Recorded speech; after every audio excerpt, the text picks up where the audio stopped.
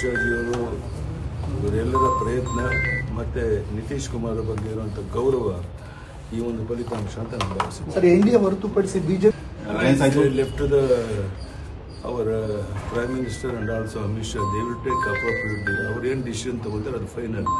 ನಾನು ಮಧ್ಯೆ ಪ್ರವೇಶ ಮಾಡೋಕ್ಕೆ ಇಷ್ಟಪಡೋದು. ಬಹಳ ದೊಡ್ಡ ಪ್ರಮಾಣದಲ್ಲಿ ಗೆಲುವಾಗಿದೆ, ನಿರೀಕ್ಷೆ ಮೀರಿ ಗೆಲುವಾಗಿದೆ.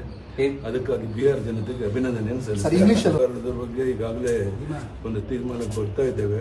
ಎಲ್ಲ ಸಮಸ್ಯೆಗಳು ಬಗೆಹರಿಯುತ್ತವೆ. ಧನ್ಯವಾದ.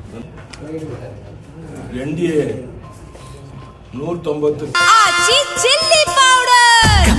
ಸಖತ್ ಖಾರ, ಬಣ್ಣ ಮತ್ತು ರುಚಿ ಆಚಿ ಚಿಲ್ಲಿ ಪೌಡರ್ ಗಿಂತ ಹೆಚ್ಚು ಸ್ಥಾನ ಗೆಲ್ತಾ ಇರುವಂತಹದ್ದು.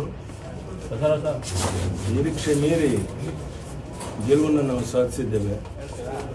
ಎಲ್ಲರೂ ನಿರೀಕ್ಷೆ ಮಾಡಿದ್ರು ದೊಡ್ಡ ಗೆಲುವಾಗುತ್ತೆ ಅಂತ, ಆದರೆ ಇಷ್ಟು ದೊಡ್ಡ ಪ್ರಮಾಣದಲ್ಲಿ ಗೆಲುವಾಗುತ್ತೆ ಅಂತ ಅಂದ್ಕೊಂಡಿರಲಿಲ್ಲ.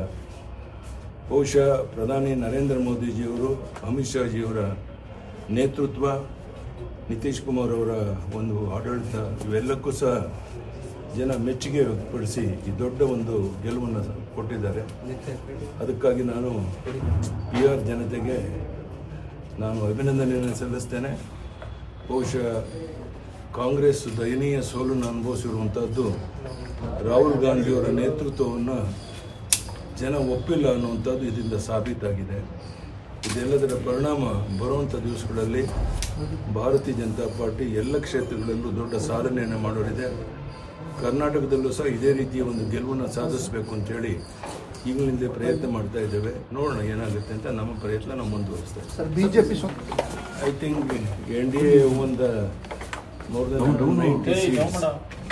It is the go to our Prime Minister Narendra Modi ji and also Amit Shah ji and also Bihar Chief Minister Nitish Kumar ji.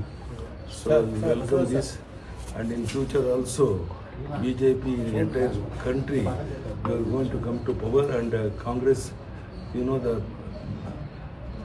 decision of the people of Karnataka and also Bihar. So Rahul Gandhi lost his capacity and also leadership.